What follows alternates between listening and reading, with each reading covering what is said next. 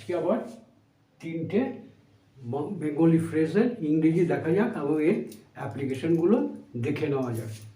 দেখো, প্রথমে হচ্ছে হতাশ হওয়া। হতাশ হওয়া মানে হতোদ্যম হওয়া, নিরাশ হওয়া। সেরকম ইংরেজি হচ্ছে টু লুজ হার্ট। পাশ ফেরা, আমরা শুয়ে এপাশ ফিরি ওপাশ ফিরি, তার ইংরেজি হচ্ছে টার্ন ওভার। বেশি রাত জাগা, টু কিপ লেট আওয়ার্স। এবার এক্সাম্পলগুলো দেখা যায়। বিপদে হতাশ হইও না। এখানে একটা জিনিস খেয়াল করে দেখো, লুজ বানান LOSC, এই লুজ মানে হতাশ হওয়া। আর যদি আমরা এই বানানটা যদি এরকম হয় LOOC, এই লুজ কথাটার মানে হচ্ছে ঢিলা। প্যান্টটা লুজ হয়ে গেছে, গিটটা লুজ হয়ে গেছে। নট বিকেম লুজ, গিট ইংরেজিতে knot, KNOT, knot, the knot became loose. আলগা গিট, তাহলে লুজ নট এরকম হয়। হ্যাঁ, তাহলে বিপদে হতাশ হয়েও না, কী হবে ইংরেজিটা? Don't lose your heart, don't lose your heart. কিসে? ইন ডেঞ্জার, বিপদে, in danger.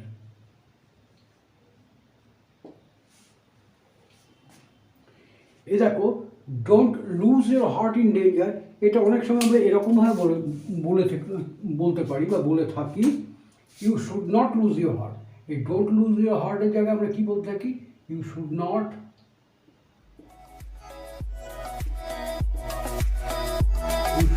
Loose your heart in danger, মানে বিপদে হতাশ হওয়া তোমার উচিত নয়। হতাশ হয়ে না বলতে আমরা এই কথাটাই বলতে চাই, বিপদে হতাশ হওয়া তোমার উচিত নয়। সুতরাং দুভাবে বলতে পারি, you should not lose your heart in danger অথবা don't lose your heart in danger. দেখো, বিপদে হতাশ হওয়া কোনো কাজের কথা নয়, কাজের কথা। এর আগেও তোমাদের বলেছি যে আমরা কোনো কিছু বলতে গেলে পরে বা ট্রান্সলেট করতে গেলে পরে ওয়ার্ড অনুযায়ী করবো না, ভাবটাকেই বোঝাবার চেষ্টা করবো। দেখো, কোনো কাজের কথা নয় মানে এটা বুদ্ধিমত্তার পরিচয়ক নয়, এটা কোনো বুদ্ধির ব্যাপার নয়। তাহলে it is not wise, it is not wise to loose heart,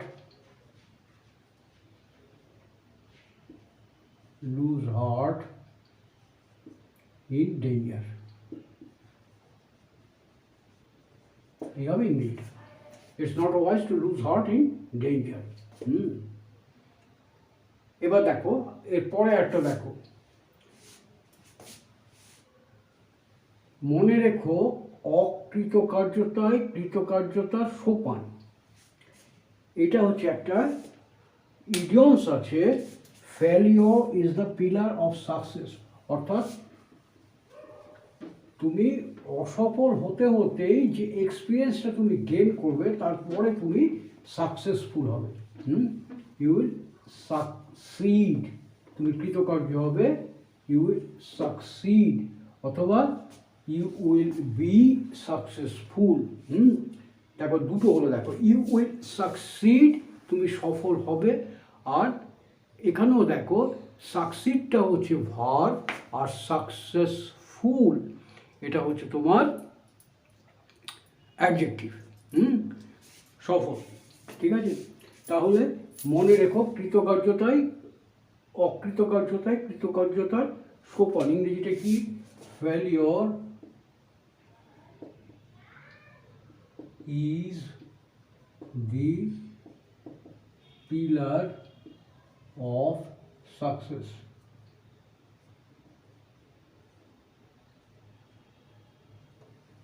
ঠিক আছে? Failure is the pillar of success. তাহলে মনে রেখো, এই মনে রেখো দুরকমভাবে বলতে পারে। কীরকমভাবে বলতে পারি? দেখো, একটা বলতে পারি রিমেম্বার,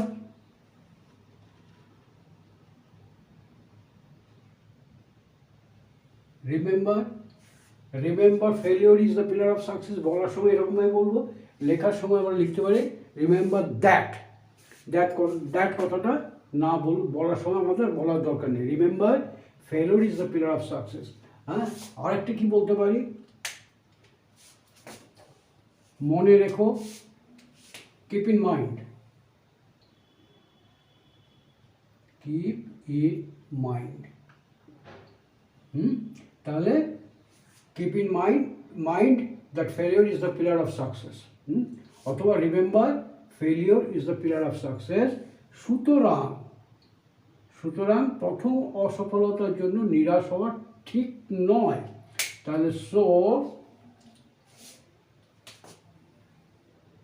সেন্টেন্সটা কমপ্লিট হলো, তারপরে বলবো সো। এখানে দেখো 3 রকমভাবে বলতে পারি। সো যেমন আগে বলেছিলাম, it's not wise to lose your heart, এই একটা বলতে পারি। So it's not wise to lose your heart,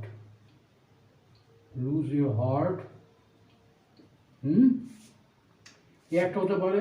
আরেকটা তো কি হতে পারে, সো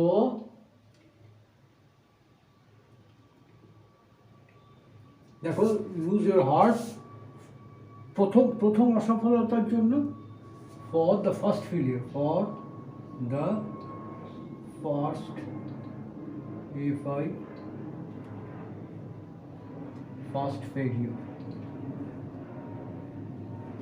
তাহলে so it's not wise to lose your heart for the first failure. আর কি বলতে পারি এই জায়গাটায়, it's not wise, so you need not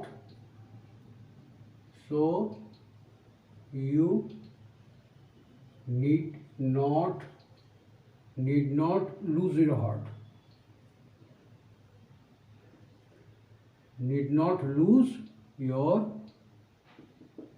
heart for the first failure. আরেকটা কি বলতে পারি, যদি জোর দিয়ে বলি, তুমি নিরাশ হয়েও না, বিভিন্ন রকমভাবে আমরা বলে থাকতে পারি, এক্সপ্রেস করতে চাইতে পারি। সেক্ষেত্রে বলবো ইউ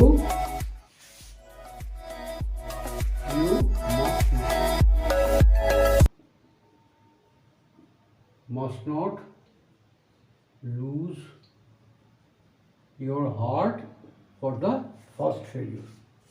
হলো, বোঝা গেল? তাহলে 3 রকমভাবে আমরা বলতে পারি, যেটা বোঝাতে চাইবো সেরকমভাবে বলবো, কিন্তু অর্থটা একই দাঁড়াবে। সে যেন নিরাশ না হয় সেই উপদেশটাই তাকে দেওয়া হচ্ছে, অর্থটা একই দাঁড়াবে। তারপর দেখা যাক, অনেক রাত্রে দুর্ঘটনা ঘটেছিল, কোনো কিছু ঘটায় ইংরেজি হচ্ছে অকার। তাহলে এখানে সাবজেক্টকে দুর্ঘটনা, তাহলে দুর্ঘটনাটা ঘটেছিল, ইংরেজিটা কি আমাদের বেশি রাত, লেট আওয়ার্স। দেখো, to keep late hours,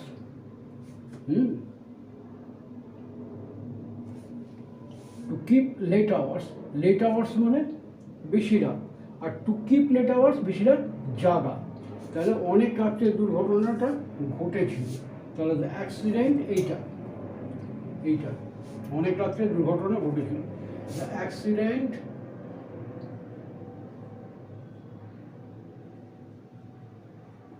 occurred, what I will see, occurred at late hours of night. তাহলে the accident occurred at late hours of night. দেখো, এই যে অকার কথাটা, অকার কিন্তু মনে আসাও বোঝায়, কোনো কিছু মনে আসা, অকার, মনে হওয়া বা মনে আসা, এটা বোঝাতে আমরা ভুল লিখলাম যেন মনে হচ্ছে কিছু, অকার, কি জানি কি একটা ভুল হয়েছে মনে হচ্ছে, ঠিক করতে পারছি না, অকার। যাই হোক, তাহলে আমার মনে একটা বুদ্ধি এলো, an idea occurred in my mind, আমার মনে হয়েছিল, this occurred in my mind.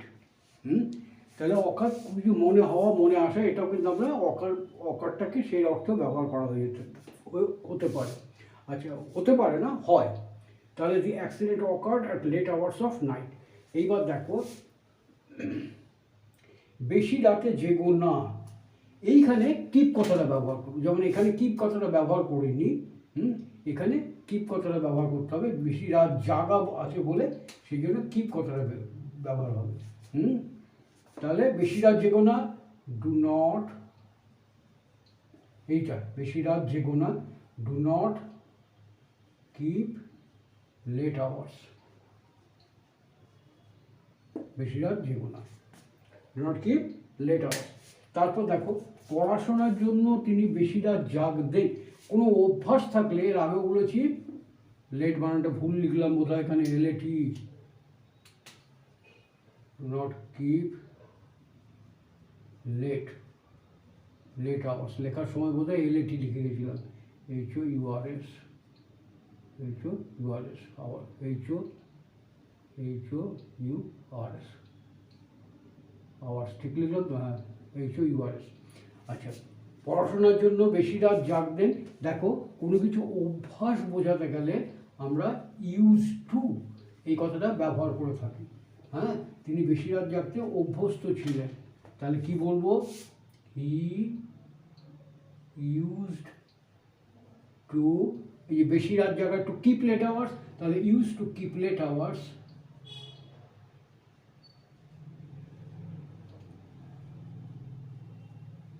HURS। কেন? ফর স্টাডি,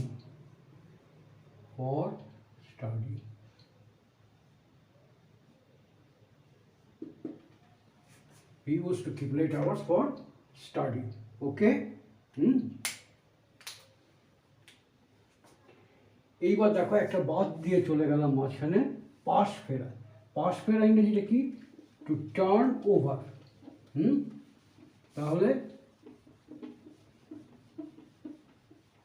যে কোনো একজন, রাম, শ্যাম, যদু, মধু, আমি, তুমি, তিনি, যাই হোক না কেন, তিনি বাতি নেভালেন, পাশ ফেরে শুলেন এবং ঘুমিয়ে পড়লেন।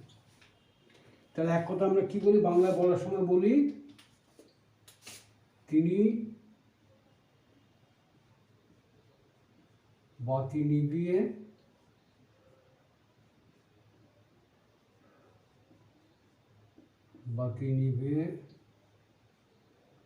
পাশ ফিরে ঘুমিয়ে পড়লেন।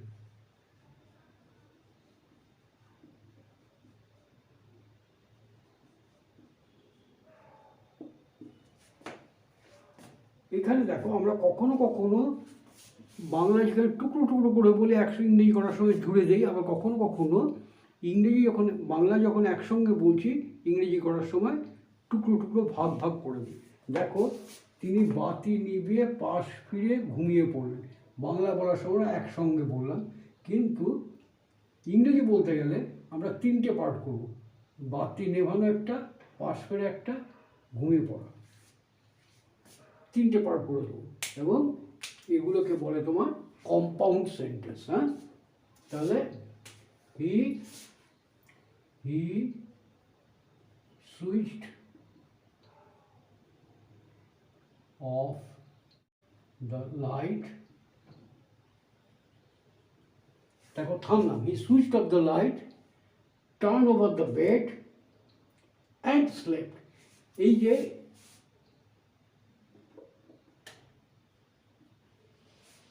হি সুইচড ওভার দ্য লাইট বলে যে থামলাম, লেখার সময় এখানে একটা কমা আসবে। হ্যাঁ,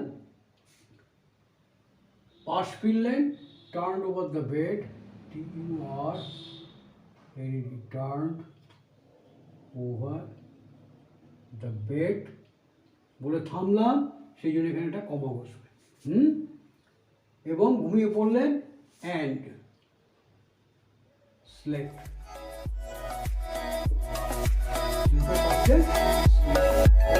তাহলে এখানে কমা দিলাম, এখানে কমা দিলাম, এখানে অ্যান্ড দিলাম কেন?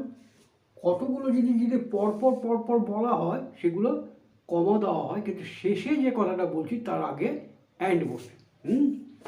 যদি এখানে যদি বলতাম যে দেখো, তিনি বাতি নিভিয়ে দিলেন এবং পাশ ফিরে শুয়ে পড়লেন। এই কথাটা যদি না থাকতো, এটা যদি না থাকতো, তাহলে এখানে কিন্তু কমা হতো, তখন এখানে বলতাম and he switched off the light and turned over the bed, সেখানে এখানে অ্যান্ডটা আসতো।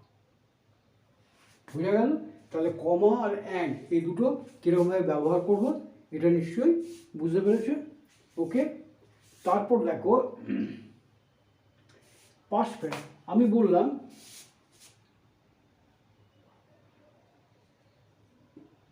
আমার কথার উত্তর না দিয়ে তিনি পাশ ফিরে শুলেন।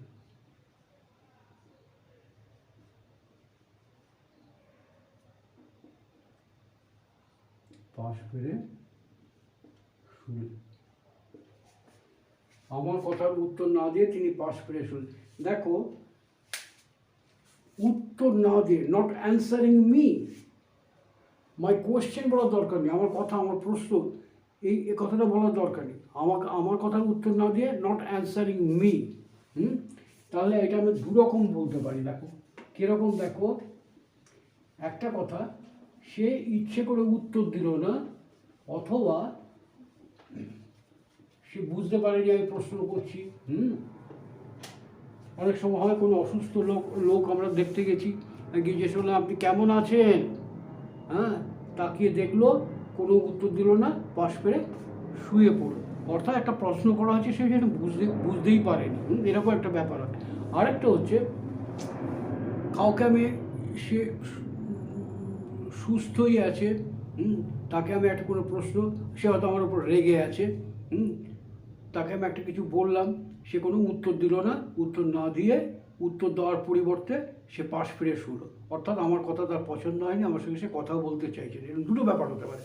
তাহলে আমার কথার উত্তর না দিয়ে আমরা একটা বলতে পারি, not answering me, not answering, ANS WER, answering me, he turned over the bed.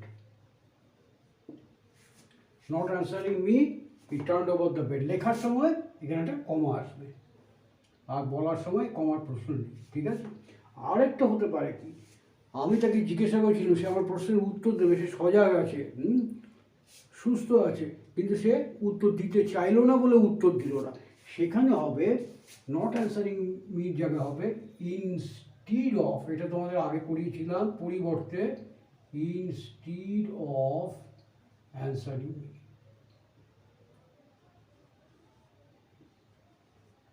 He turned over the bed. বোঝা গেল? ওকে, তাহলে এই কটা দেখো, কতটা বুঝতে পারলে দেখো, চেষ্টা করো, একটু চেষ্টা করো বোঝার। কিন্তু ফ্রেমিং অফ দ্য সেন্টেন্সগুলো কিন্তু ভালো করে খেয়াল করো, একটার সঙ্গে আরেকটা তোমার লিঙ্ক এসে যায়। একটা যদি ভালো করে শিখতে পারো, এই অ্যাপ্লিকেশান অন্য জায়গাতেও করতে পারবে। এগুলো ধরার চেষ্টা করো। আর তোমাদের কোনো কিছু জানার থাকলে, যদি মনে হয় যে আমি তোমাদের অন্য কোনো কিছু পড়াবো, মানে পড়ালে তোমাদের ভালো হয়, অন্য কোনো রকমভাবে বোঝালে ভালো হয়, আমাকে প্লিজ কমেন্ট করে জানিও। কোনো ত্রুটি চোখে পড়লে সেটাকেও নির্দ্বিধায় কমেন্ট করবে যে এখানে ত্রুটি আছে, বুঝতে অসুবিধা হচ্ছে, কোনো ভুল থাকলে সেটাও কমেন্ট করে আমি